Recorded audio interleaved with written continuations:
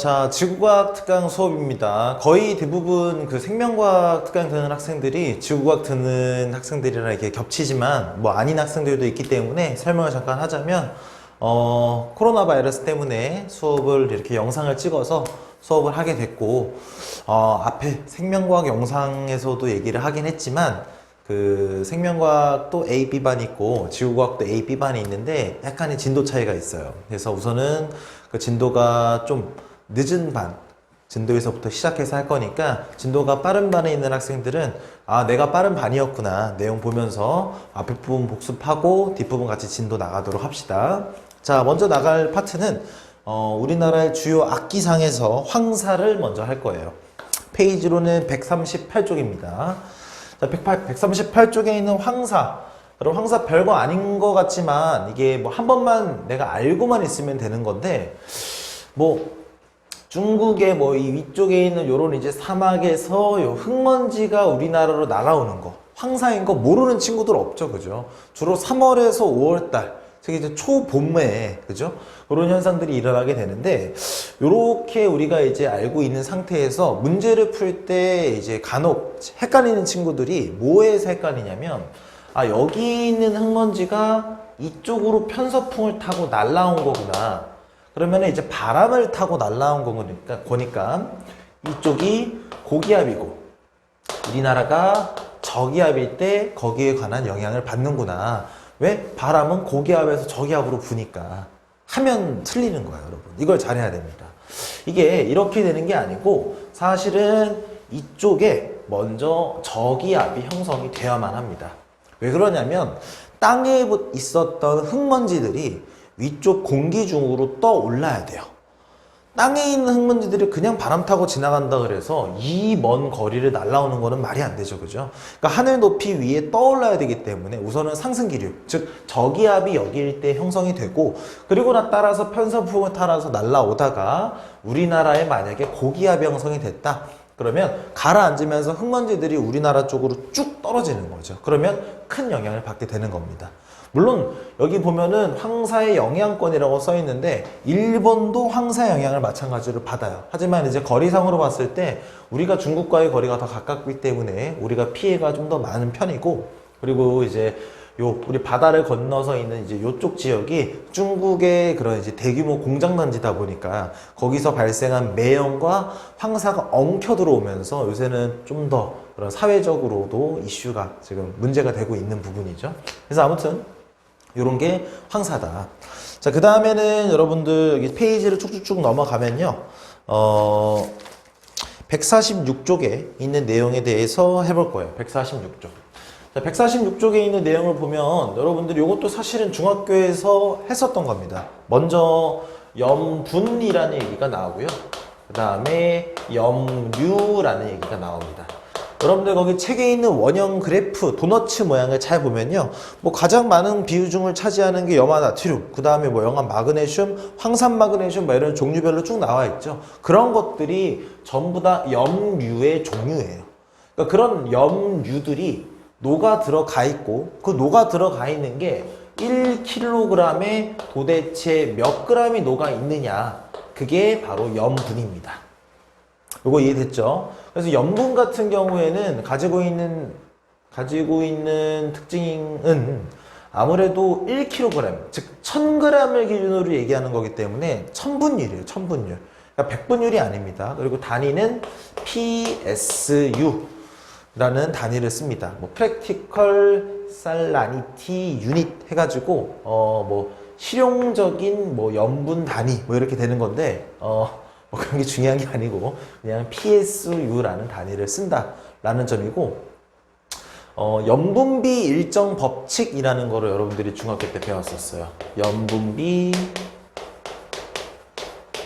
일정 법칙. 자, 염분비 일정 법칙이라는 요 말만 보면 요것도 좀 오해의 소지가 생길 수 있는 게, 염분비, 그러니까 이 염분이 1kg에 몇씩 들었냐, 그러니까 천분율이라 그랬죠, 그죠? 얼마나 들었냐가 다 일정하다라는 거구나. 여러분, 그게 아닙니다. 여기서 얘기하는 염분비 일정 법칙은요, 염분의 비율, 그게 아니라 녹아 들어가 있는 염류들 사이의 비율이 일정하다는 거예요. 예를 들어서 염류가 대표적으로 뭐 전 세계에 3개만 있다고 해봅시다. 그럼 만약에 A라는 염류, B라는 염류, C라는 염류가 있다. 그럼 뭐 염화 나트륨, 뭐 염화 마그네슘, 뭐 황산 마그네슘, 그죠? 막 이런 식으로 종류가 다양하게 있는데 이 3개만 있다라고 했을 때 우리나라 동해 바다에 가서 바닷물을 떠서 분석을 해보니까 얘가 70% 들어있고 나머지가 15%씩 들어있대요. 만약에. 무슨 말이 되죠? 그죠?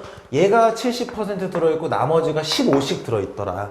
그러면 지금 70, 15, 15라는 이 비율이 전 세계의 어떤 바다에 가도 똑같다라는 겁니다. 여러분 이거를 이 바다가 저 바다랑 짠 정도가 똑같다라고 생각을 하면 안 돼요. 더 짜다, 덜 짜다라는 이거는 농도와 관련이 된 거고 농도와 관련이 된 개념은 염분이죠.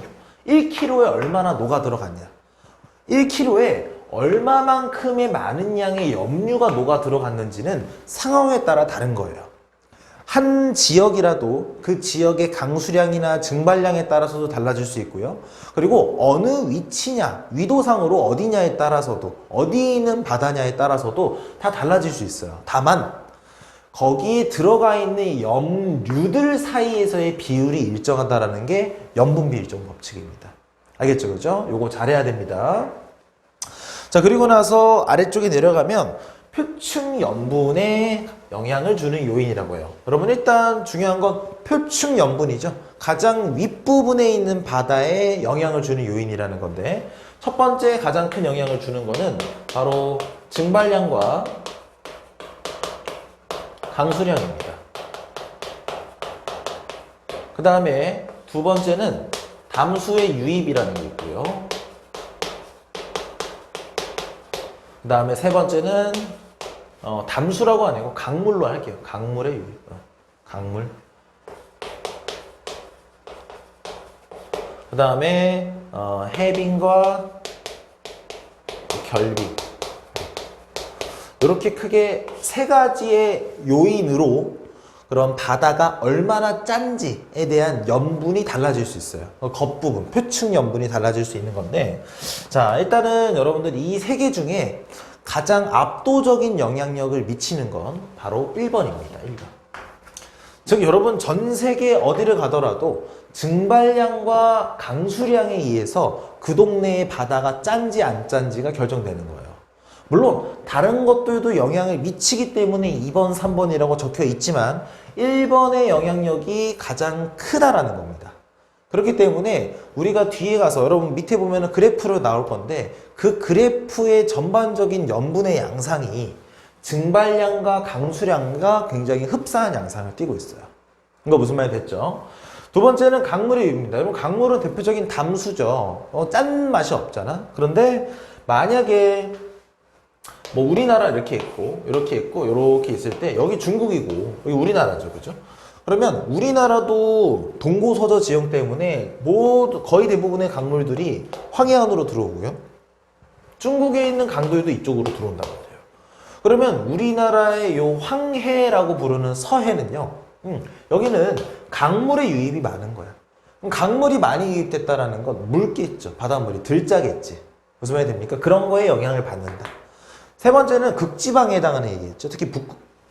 왜? 해빙, 빙하가 높고 결빙, 빙하가 얼고.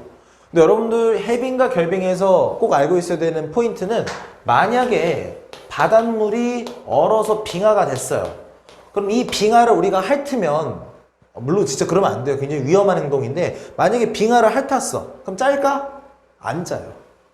안 짜. 왜 그러냐면 바닷물이 얼 때 바닷물이 가지고 있었던 염류들 쉽게 얘기해서 소금기들을 밖으로 뱉어내고 물만 얼어요. 무슨 말이 됩니까? 즉 해빙이 됐다라는 건 빙하가 녹았다라는 건 물이 추가됐다라는 거고 결빙이 됐다라는 거는 물만 줄었다는 거야. 그러면 해빙이 되면 바닷물은 묽어지는 거고 결빙이 되면 그렇지 짜지는 거라고. 무슨 말인지 알겠죠? 그죠? 그래서 이런 것도에 영향을 받지만 가장 큰 영향력을 행사하는 거는 증발량과 강수량이다. 자, 그런데 여러분들 혹시 이거 기억하려는지 모르겠지만 뒤에 가서 대기대순환 할 때 하는데 기본적으로 요 얘기를 할 때 증발량에 대한 강수량에 대한 얘기에서 증발량은 어디가 많겠어요? 그렇죠. 증발량은 당연히 햇빛이 쨍쨍한 곳이 많겠죠. 그러면 우리가 위도상으로 따져봤을 때 지구를 이렇게 놓고 아래가 적도고 위로 올라갈수록 고위도라고 할 때 아래가 저위도, 위가 고위도라고 했을 때 어디가 증발량이 많겠습니까? 그렇죠. 아래쪽 지방이 당연히 햇빛이 쨍쨍하니까 태양 복사 에너지가 많이 들어가다 보니까 증발량이 많아요. 그런데 여러분들이 오해하지 말아야 되는 건 정작 우리가 가장 덥다라고 얘기하는 영도 주변은요. 영도, 적도죠. 거기는 강수량이 더 많아요. 비가 더 많이 와. 왜냐면 기본적으로 여기는 저기압대예요. 기본적으로 상승 기류가 쫙 적도 라인을 통틀어서 형성되어 있습니다. 즉 강수 현상이 굉장히 많이 발생한다. 하지만 그거보다 윗라인에 있는 위도 30도 지역은요. 기본적으로 고기압대예요. 기본적으로 하강 기류가 형성이 되어 있습니다. 그래서 증발은 물론 적도보다는 덜 일어날 수 있어요. 하지만 강수량은 굉장히 어떻다? 하강 기류니까 구름이 안 생길 거 아니야. 적다. 그래서 이쪽의 바닷물들이 전반적으로 짭니다. 알겠죠? 그죠? 그 밑에 그림 같이 보면서 얘기해 봅시다. 자, 여기 보게 되면은 우선 그림을 봤을 때 요 오른쪽에 있는 요거부터 볼게요. 그래프부터. 지금 여기 보면은 파란색 그래프가 증발량 빼기 강수량이라고 얘기를 하고 있고, 그럼 만약에 증발량이 더 크다라는 값을 띄고 있으면 거기는 짜겠죠, 그죠? 만약에 강수량이 더 크다라고 한다면은 어떻게 돼요? 값이 음수값이 뜨겠죠? 그러면 덜 짜겠죠. 비가 많이 왔다라는 거니까. 그런데 여기서 일단 봐야 되는 포인트는 표층 염분 그래프와 그 다음에 증발량 빼기 강수량 그래프가 굉장히 유사한 양상을 띠고 있습니다. 증발량, 강수량 요 그래프 올라갈 때 얘 그래프 올라가고 얘 내려갈 때 얘 내려가고 같이 움직인다는 거예요. 그럼 같이 움직인다라는 얘기는 표층 염분에 이 녀석이 큰 영향력을 지금 행사하고 있다라는 겁니다. 그런데 지금 이런 데 보면은 아니 멀쩡히 잘 따라가는 듯 하더니 갑자기 갈라졌죠. 그죠? 여기는 왜 그럴까? 여기는 증발량과 강수량에 대한 영향력보다 더 큰 영향력을 행사하는 무언가가 있다는 거예요. 북지방이니까 뭐겠어? 그렇지, 해빙과 결빙이 있죠. 무슨 말이 됩니까? 요 얘기하는 거고, 왼쪽에 있는 그림 한번 좀 봐볼게요. 봐보면 일단 그림에서 우리가 좀 얻을 수 있는 특징은 전반적으로 요 위도 30도 라인이 조금 적도보다 좀 더 짜요. 염분 값이 좀 더 크죠. 그리고 나서 여기는 태평양이라는 거대한 바다가 있고 이쪽은 대서양이라는 거대한 바다가 있는데 보니까 대서양이 좀 더 짜긴 짜네요. 태평양보다. 그리고 나서 대서양이든 태평양이든 이렇게 큰 바다는 사이드 부분은 대륙이랑 맞닿아 있으니까 그 대륙에서 강물이 유입되겠죠. 그죠?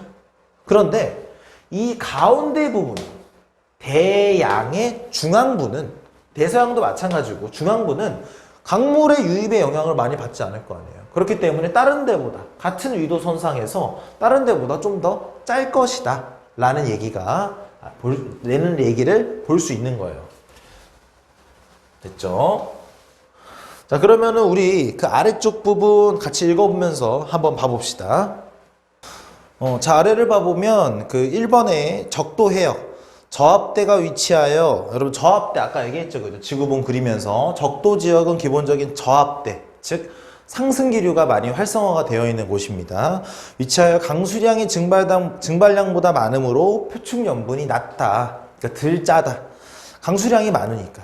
여러분, 그래서 여러분 적도 지역 날씨 생각해 보면 알겠지만 비가 거기가 만약에 많이 안 왔다면 어떻게 그 열대우림처럼 어마어마한 그런 큰 나무들과 그런 막 울창한 숲이 만들어질 수 있었겠어요. 그죠? 강수량이 많기 때문입니다.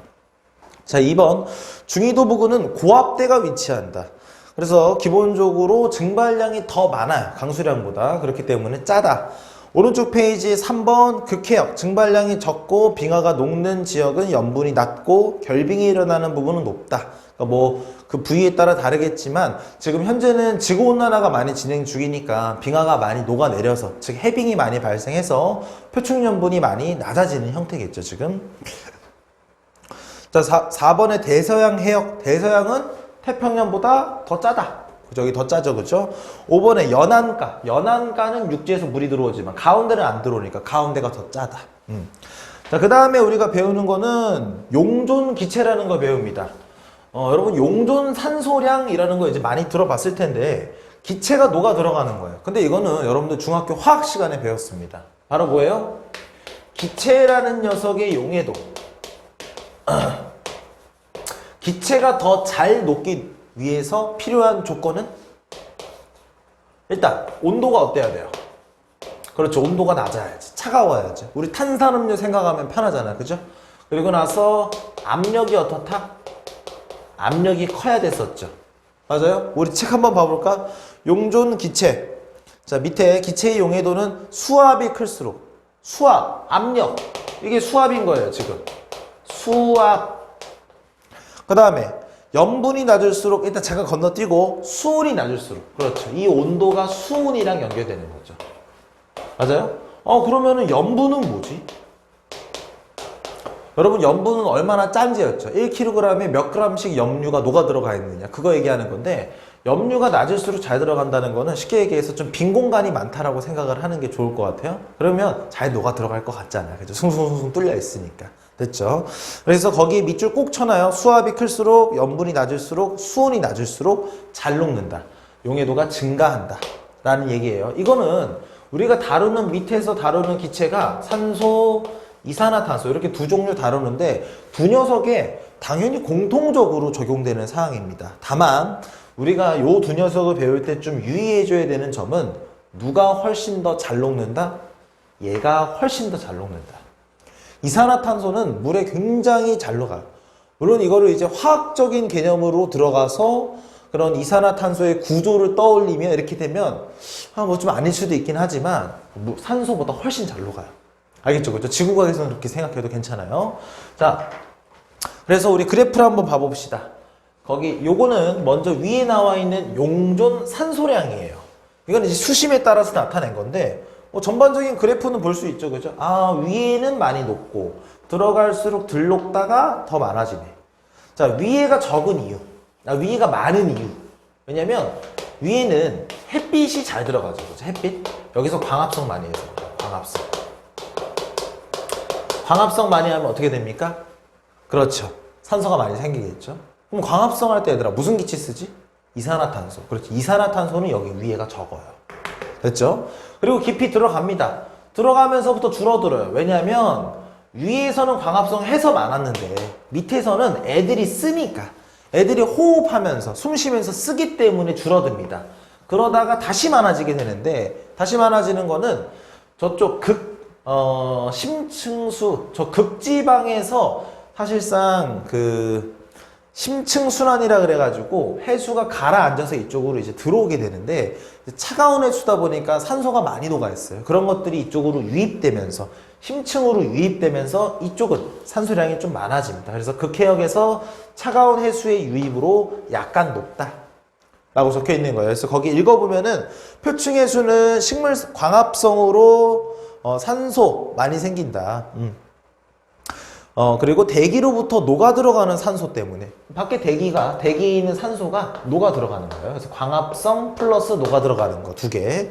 자, 수심 좀 얕은 구간에서 상대적으로 100에서 1000m 구간은 애들이 숨 쉬니까 줄어든다. 갖다 쓰니까 산소를.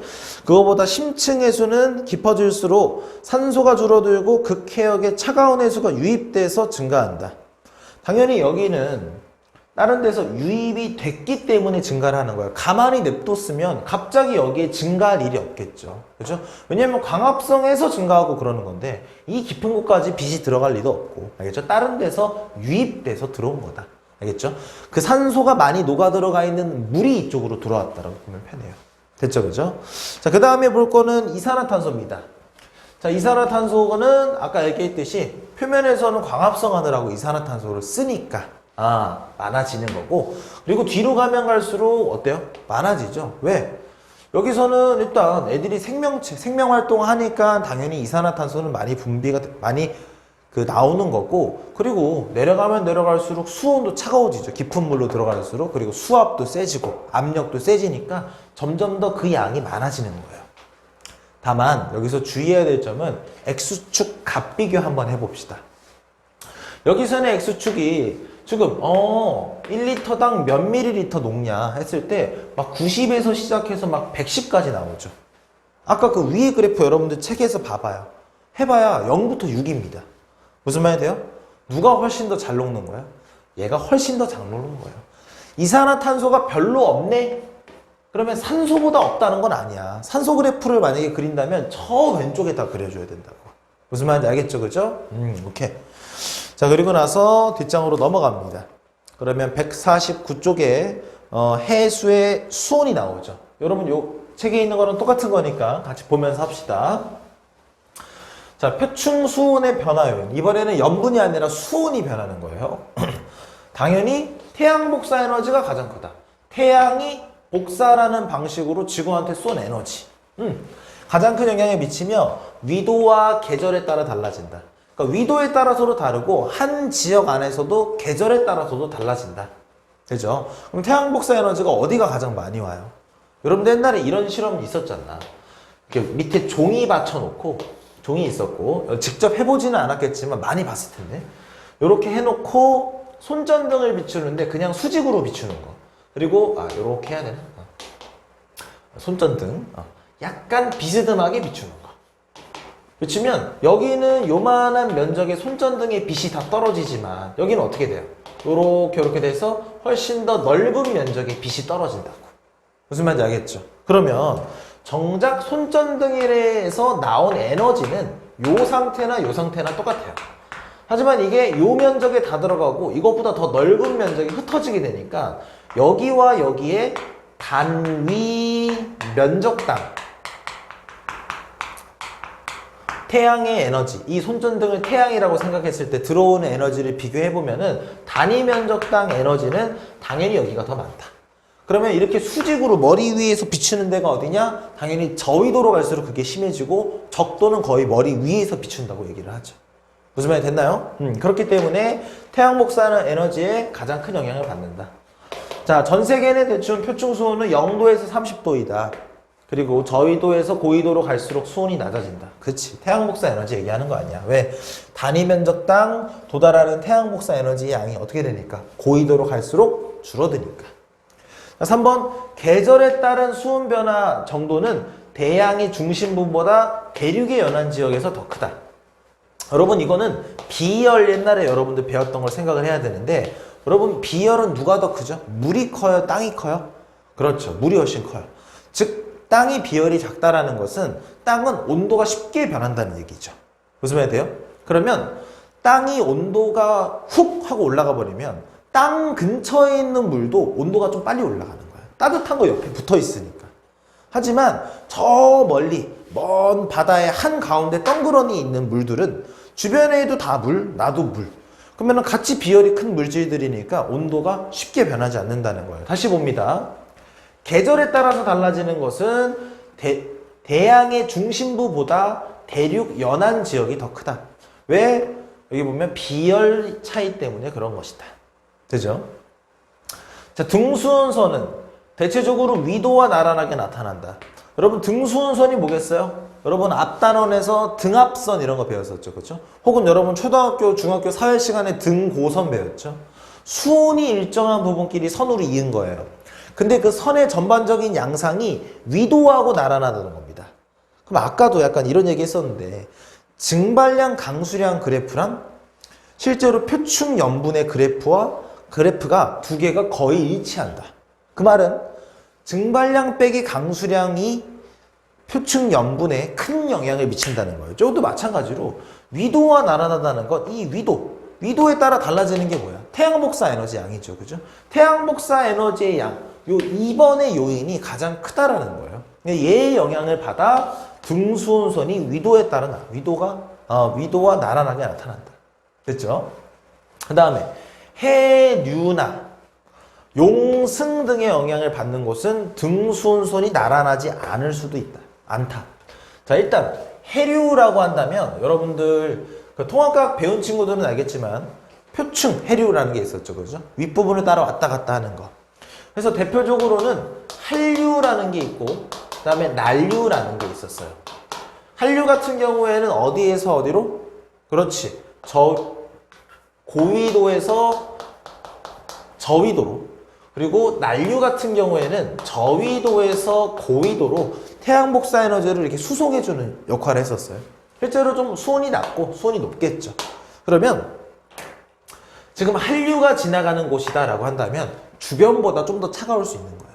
만약에 난류가 지나가는 곳이다 라고 한다면 주변보다 더 따뜻할 수도 있다. 그럼 그렇게 되면 그 주변, 같은 그 위도선 라인이랑 등수호선이 다를 수 있겠지. 무슨 말이 됩니까? 나란하지 않을 수 있겠지. 그 다음에 해야 되는 거, 용승.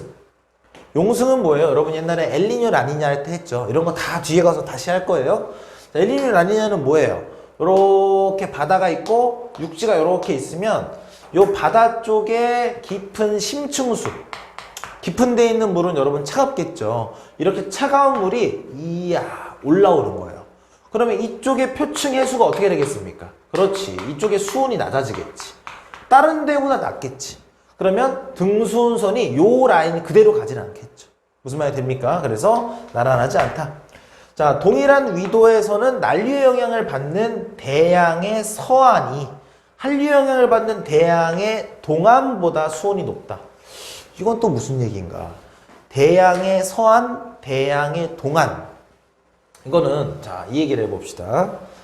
그냥 말로만 보면은 큰 바다의 서쪽, 큰 바다의 동쪽이라는 얘기예요. 무슨 말 되죠, 그죠? 자, 예를 들어서 우리나라만 얘기를 들자면 우리나라 여기 있고 이렇게 태평양 있고 할 때 요렇게 올라가는 해류 있었고 요렇게 가는 해류, 요렇게 가는 해류, 요렇게 가는 해류 있었죠. 기억납니까? 여기가 적도였었죠, 그죠? 혹시 중학교 친구들 이제 이거 무슨 말인지 모르겠으면은 요거 이제 뒤에 가서 배우니까 너무 걱정하지 말고 그냥 한번 눈으로 봐요. 자, 여기 뭐였냐면 요게 쿠로시오 해류, 요게 북태평양 해류, 요게 뭐였죠? 캘리포니아 해류, 요게 북적도 해류, 북적도 해류 이렇게 되는 거였어요. 자, 그럼 봅니다. 여기서 얘랑 얘는 그냥 대기대순한 바람에 의해서 이동하는 해류였죠. 그죠? 근데 얘는 저위도에서 고위도로 에너지를 수송하는 얘는 대표적인 난류였어요. 난류. 반면에 얘는 캘리포니아 해류는 고위도에서 저위도로 이동하면은 한류라는 흐름이었습니다. 여러분 이거는 지금 북반구에 하나는 그림인데요. 북반구가 아니고 남반구도 이거를 그대로 내리면 됩니다. 그럼 남반구도 요렇게 요렇게 요렇게 요렇게 이렇게 됐을 거예요. 무슨 말이 됩니까? 그래서 뭐 여러분 뭐 이거 남적도 해류, 뭐 호주 해류, 동오스트레일리아 해류, 그다음에 남극 순환 해류, 그다음에 뭐 페루 해류 뭐 이런 식으로 됐을 텐데 뭐 그런 것들 뭐 이름은 됐어요. 지금은. 근데 여기서도 이렇게 저위도에서 고위도로 지금 가고 있는 얘가 지금 난류. 그리고 여기 지금 고위도에서 저위도로 가고 있는 이 녀석이 한류.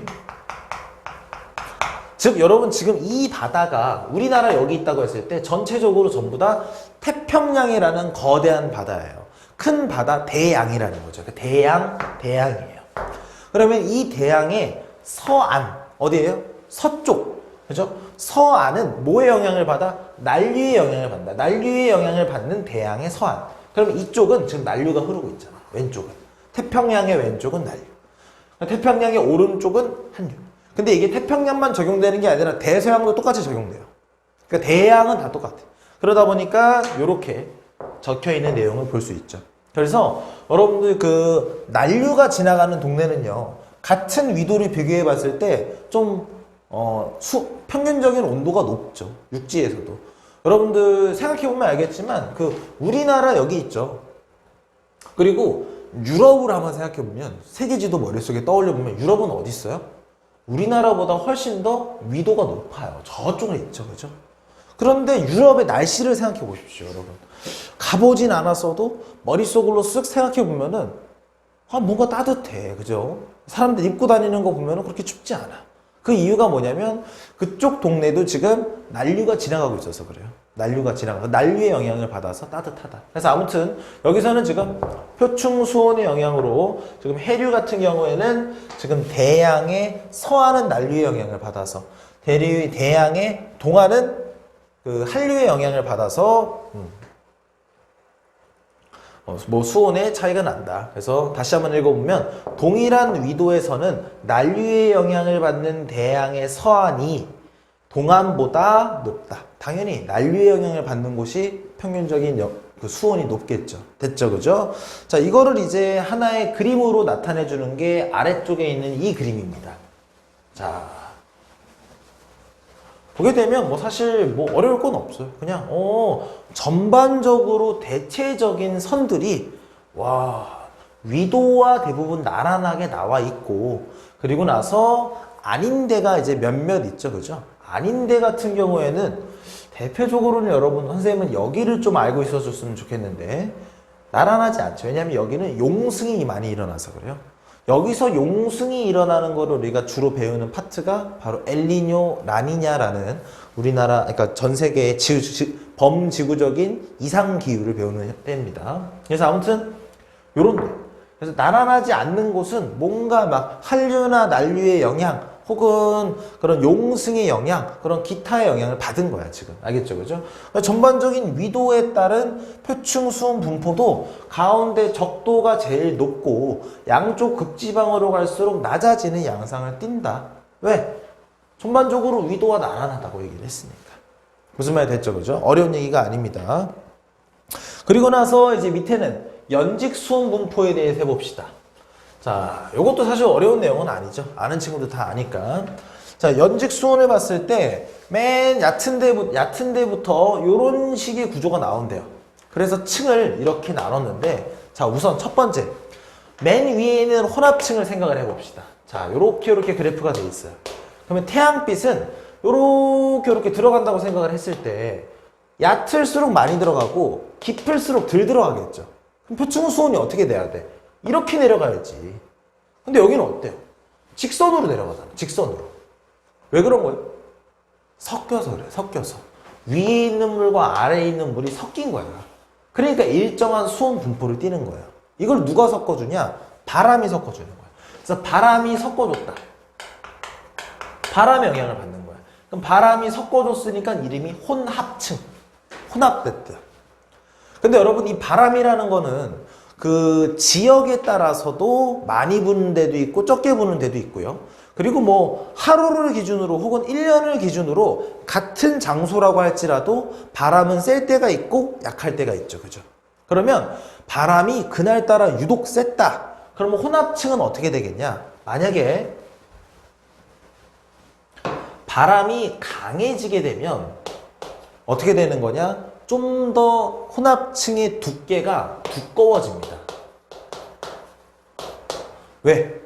더 바람이 세니까 더 깊은 곳까지 섞어준다라고 생각을 해주면 되겠어요. 무슨 말 됩니까? 반대로 바람이 약해지게 되면 어때요? 굉장히 얇아진다.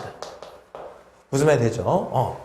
그리고 나서 이제 수온이기 때문에 태양 에너지의 영향을 많이 받죠. 그죠? 근데 태양 에너지가 이제 못 들어가는 거야. 왜? 어느 정도 수심이 깊어졌거든. 여러분들 뭔가 이렇게 그림 있을 때 뭐 태양빛이 절반까지는 오겠지? 아닙니다, 여러분. 굉장히 얕은 곳까지밖에 못 가요. 그럼 이제 여기에서부터 슬슬 수온은 떨어질 수밖에 없는 거예요.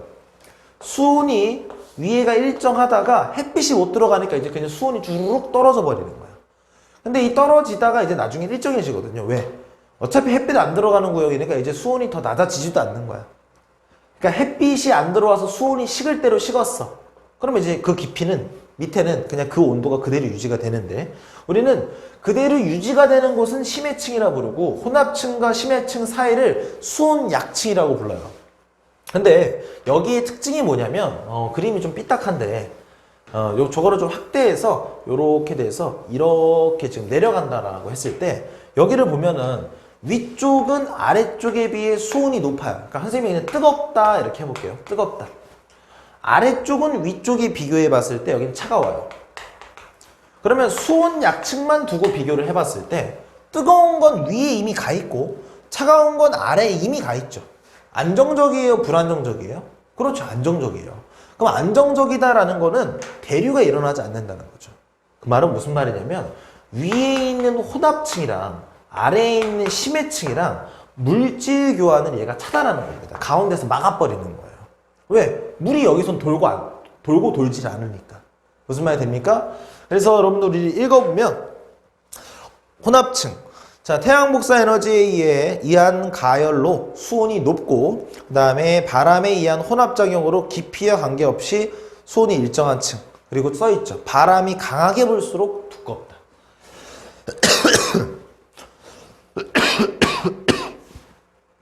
자, 근데 여러분들이 여기서 하나 꼭 적어놔야 되는 내용은 뭐냐면 저위도, 중위도, 고위도 중에서 바람이 제일 세게 부는 데는 중위도예요. 중위도에 부는 바람이 제일 세. 우리가 흔히 저위도에 부는 바람 무역풍이라고 얘기하고요. 중위도, 편서풍, 고위도, 극동풍 이렇게 얘기를 하게 되는데 편서풍이 기본적으로 풍속이 가장 빠른 바람입니다. 알겠죠? 그죠? 그러면 이 세 군데를 비교한다면 중위도 지역의 혼합층이 제일 두껍겠네. 이건 뒤에 가서 나와요. 자, 수온 약층입니다. 자, 수온이 급격하게 낮아지는 층. 자, 위쪽에는 그 화살표 오른쪽 보면은 물질 및 에너지 교환을 차단한다. 막아버린다. 밑에 심해층은 자, 수온 변화가 별로 없고 위도 및 계절에 관계가 없다. 어차피 태양 에너지가 못 들어오는데요. 우리가 위도에 따라서 뜨겁고 차가운지가 나눠진다. 혹은 계절에 따라서 나눠진다. 그럼 결국에 위도에 따라 계절에 따라 태양 에너지, 태양 복사 에너지의 양이 차이가 난다는 건데 어차피 못 들어간다. 깊은 데는. 그러니까 관계가 없다는 거예요. 그런 데는. 무슨 말인지 알겠죠? 그죠? 그런 얘기 하는 거고 뒷장으로 넘어가서 뒷장에 나와 있는 그림을 보게 되면 이런 그림이 나옵니다. 요게 사실은 더 중요한 그림이에요. 자, 잘 봐봅시다. 지금 여기는 한 구역만 보는 게 아니라 위도별로 다 합친 겁니다. 그러면 저위도 지역은 이렇게 되네요. 저위도 지역은. 근데 중위도 지역으로 가니까 확실히 어때요? 혼합층이 두꺼워졌네. 혼합층이 두꺼워졌잖아. 그죠? 여기 얇은데.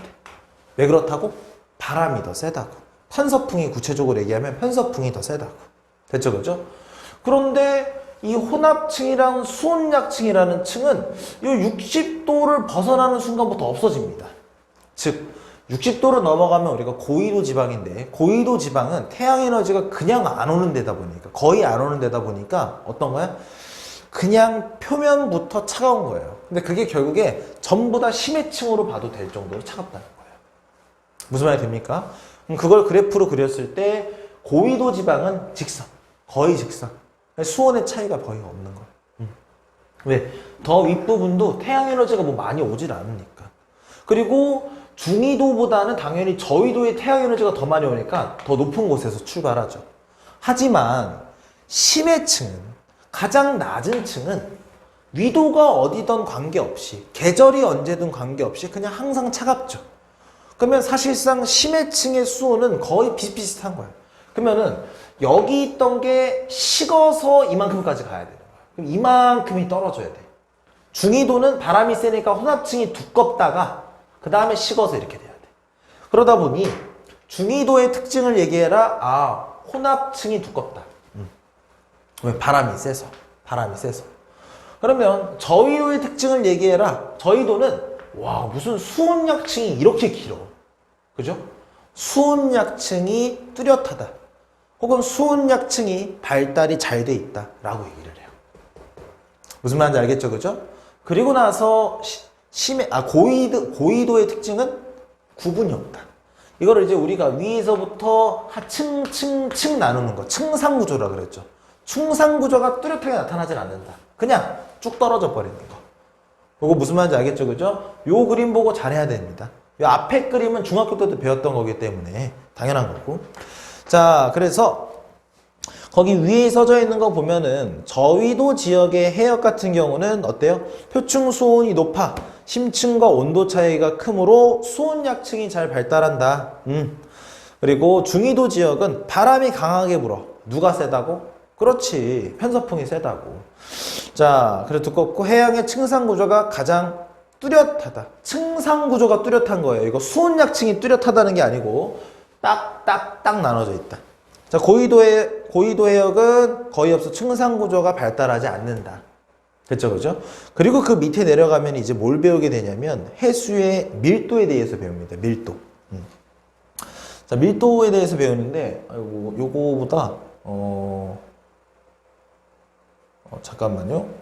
잠깐 요런 깜짝 화면을 튀어놓고 봅시다. 자, 해수의 밀도라고 얘기를 합니다. 근데 우리가 이제 밀도라는 거를 원래 그냥 우리 과학에서 많이 배웠잖아. 밀도. 그래, 밀도는 뭐분의 뭐예요? 그렇죠. 부피분의 질량이죠. 그만한 공간 안에 얼마나 들어있나. 그죠? 그게 밀도. 빽빽한 정도였죠. 그죠? 그러면 거기 한번 읽어볼까요? 자, 해수의 밀도에 영향을 주는 요인. 수온이 낮을수록 염분이 높을수록 수압이 클수록. 자, 수압 잠깐 뺐을 때 두 개 나오는 거 수온이고 하나는 뭡니까? 염분이죠. 자, 염분이 크다라는 거는 많이도가 들어가 있는 거죠. 맞아요? 질량이랑 염분이랑 이어지는 거예요. 염분. 그럼 부피는 수온에 의해서 정해지겠죠. 무슨 말이 됩니까? 이렇게 이어지는 거예요. 요거 이해됐어요? 만약에 수온이 크다. 그럼 부피가 커지겠지. 이 둘은 비례관계니까. 그죠? 열팽창이라 그러죠. 그죠? 부피가 커지는 거. 그래서 밀도, 해수라 그래서 어렵게 생각하지 말고, 아, 밀도는 부피분의 질량인데, 이 부피가 수온과 연결되고, 아, 이 질량이 염분과 연결이 되는데, 거기 우리 하나 빼먹은 거 뭐예요? 수압. 얘들아, 압력이 크대. 그러면은, 세게 눌러주면 밀도가 당연히 크지. 꽉꽉 눌러주는 거니까 입자들끼리 모일 거 아니에요. 맞죠? 그죠? 그러면 이렇게 한번 생각을 해보자는 거야. 뒤에 거 밑에 양쪽에 그래프 하나씩 나와 있어요. 왼쪽에 있는 거는 수온 밀도인데 그거를 위도별로 나눈 겁니다. 그럼 잘 봐요. 수온이랑 밀도의 관계를 지금 얘기를 하려고 그래. 그러면 수온이 높아져. 그러면 분모가 커지는 거니까 어떻게 돼? 밀도는 작아지지.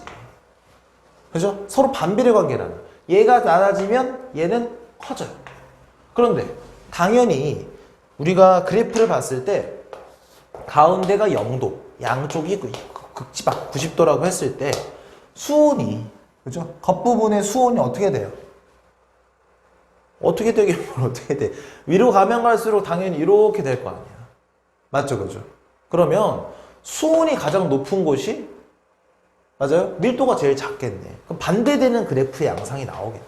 그게 그 그림이라는 거예요. 무슨 말이 됩니까? 이해됐어요? 그런데 여러분 거기 그래프를 잘 보면 극지방의 지금 고위도 쪽은요. 지금 수온이 분명히 떨어지고 있는 그림인데 밀도도 지금 같이 떨어지고 있죠. 그죠? 같은 흐름을 받고 있네요. 이건 무슨 말이야? 이쪽은 수온이 낮아지는 거 둘째 치고 밀도가 낮아지는 어떠한 요인이 있다라는 거예요. 그게 뭘까? 빙하겠지, 빙하. 빙하가 어떻게 되면 밀도가 작아질까?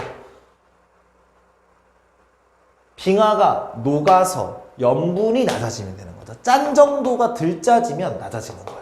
무슨 말인지 알겠죠? 그죠? 오케이. 오른쪽에는 지금 깊이에 따라 나오는데 그것도 수온과 밀도가 정반대되는 그래프 양상을 띠더라 라는 거 알아주시고 그 다음에 여기서 이제 마지막으로 하나만 좀 짚고 가자면 아무래도 물론 이제 밀도의 영향에 염분이 영향을 미치고 수온이 영향을 미치고 수압이 영향을 미친다라고 했을 때 물론 깊이를 언급한다면 수압을 이제 얘기할 수 있어요. 깊이를 얘기하면. 근데 일단 얘 둘만 놓고 보자면 둘 중에 누가 더 큰 영향력을 미치냐? 수온이 훨씬 더 커요. 수온이. 왜냐면 염분은 사실 저 저위도 지역에서 저 고위도 지역까지 다 살펴봐도 차이가 기온, 수온만큼 크진 않아요. 그러면 차이가 크게 발생하는 쪽이 이 녀석을 좌지우지하겠죠. 무슨 말이 됩니까? 그것도 하나 알아두시고. 그러면 이제 우리가 하는 게 뭐냐면, 밀도라는 녀석, 해수의 밀도가 염분과 수온에 의해서 좌지우지 되는구나. 왔다 갔다 하는구나. 그러면 그거를 한눈에 알아보게 딱 해보자. 그게 바로 여기 나와 있는 TS도라고 얘기를 하는 겁니다. TS도. 무슨 말 돼요? TS도. 거기 보면은 지금 가로축은 뭐가 있어요? 염분이 있고, 세로축은 수온이 있죠. 그럼 이거 두 개를 따라서 지금 뭘 할 수 있는 거야? 밀도를 알아낼 수 있는 거예요. 그래서 요거 두 개를 지금 고려를 했을 때 밀도가 같은 지점을 선으로 이은 거예요. 그래서 우리는 이 선을 등밀도선이라고 얘기합니다. 그리고 각각의 선마다의 값들은 여기 우측에 적혀 있는 거예요. 무슨 말이 되죠? 그냥 찾아주기만 하면 되는 거예요, 여러분. 이거는. 자, A가 밀도가 커, B가 밀도가 커. 똑같은 거예요. 왜? 같은 등밀도 선상에 있으니까. 잘했다. A가 커, C가 커. 밀도. 그치, C가 큰 거야. 왜? 얘는 얘는 그죠, 얘가 더 크게. 그럼 만약에 A라는 해수와 C라는 해수가 만났어. 누가 가라앉을까? C가 가라앉겠다. 됐죠, 그죠? 요런 거. 그래서 그게 아래쪽에 적혀 있는 내용입니다. 그래서 TS도 여러분 요거는 이제 문제에서 많이 활용되는데 여러분들이 이거를 딱 봤을 때 자료를 여러분들이 원하는 것만 딱 뽑아낼 수 있으면 되는 거예요. 요거 무슨 말인지 알아먹었죠, 그죠? 자, 이렇게 되는 거고, 오른쪽 페이지에 나와 있는 내용, 우리나라 주변입니다. 우리나라 주변은 여러분 시험에서 메인이 될 수밖에 없어요. 자, 요거 띄워놓고, 하나씩 여러분들 거기 밑에 써져 있는 거 보면서 한번 봅시다. 자, 수온은 일단 1번.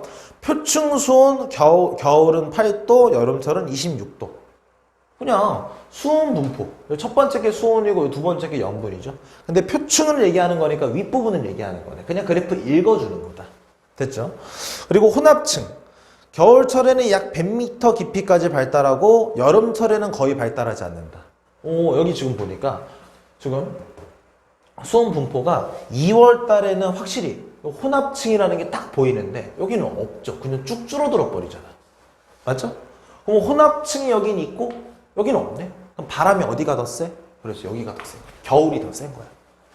왜 겨울이 더 셀까? 여러분들 앞쪽에 그 겨울철, 여름철 일기도 있었죠. 그쪽 페이지 넘어가서 보면 알겠지만 겨울철 같은 경우가 여름철보다 훨씬 더 그 등압선이 빽빽합니다. 빽빽해요. 무슨 말이 됩니까? 빽빽하다라는 거는 기압의 차이가 많이 난다라는 거고, 그 얘기는 바람이 불어도 센 바람이 부는 거예요. 그래서 우리나라는 겨울철이 여름철보다 훨씬 더 센 바람이 붑니다. 그래서 겨울철에 강풍이 많이 불어요. 여름철에는 바람도 안 불고 그냥 덥잖아. 막 여기 잡고 막 마이크에서 이렇게 그냥 흔들기만 하잖아요. 그죠? 무슨 말이 됐죠? 그죠? 그 얘기 하는 것이다. 자, 밑에 내려가면 이제 염분 분포가 나오네요. 이 가운데 그래프 보고 해야 되나? 자, 표층 염분은 겨울철이 더 크다. 겨울철이 더 크다. 그런가? 2월 달이 염분이 더 큰 값이네. 표층 염분이니까. 8월 달은 훨씬 낮네. 왜 그렇대요? 그렇지, 강수량 때문에. 우리나라는 거의 1년에 내리는 모든 비의 양을 전부 다 100이라고 했을 때 그 중에 거의 90에 가까운 숫자, 거의 대부분을 여름철에 딱 쏟아내려요. 그렇다는 것은 여름철에 담수가 유입되면서 낮아질 수 있다. 그 우리나라 근처에. 그리고 나서 두 번째쯤 심해층 해수의 염분은 거의 변하지 않는다. 변하지 않는다. 이게 뭐 놀라운 일이에요. 당연한 거지. 자, 밑에 밀도 분포, 표층 해수의 밀도, 겨울철이 여름철보다 더 크네요. 그거 심해층 해수의 밀도는 여름철, 겨울철 관계없이 전부 다 일정하다. 왜? 아니 밀도는 얘들아 뭐? 그래, 부피분의 질량. 근데 수온을 바닷물 생각할 때는 어떻게 하자? 부피가, 그렇지, 수온의 영향을 받고 질량이 뭐의 영향? 그렇지, 염분의 영향을 받는다라고 했을 때 겨울철 같은 경우가 어땠어요? 표층 수온이 낮고 이게 작고 그 다음에 염분이 어땠어? 훨씬 더 높았잖아, 겨울철이. 그럼 당연히 밀도가 훨씬 더 크겠지. 무슨 말 이해됐어요? 그래서 여기 TS도 상으로 봤을 때 8월달 점이 이쪽에 있다. 그럼 2월달 점이 이쪽이라는 겁니다. 무슨 말 됐어요? 그러면 등 밀도산으로 따져봤을 때 지금 8월달 점은 1.024와 1.026 사이에 위치하고 지금 2월달 같은 경우는 1.026 선을 넘어섰죠. 028까지는 아니지만 그래서 겨울철이 더 크다라는 사실을 이해도 할 수 있어야 되고 요걸로 보고 읽어낼 수도 있어야 되고 무슨 말인지 알겠죠? 그죠? 자, 그리고 그 다음 거 봐봅시다. 우리나라 근처.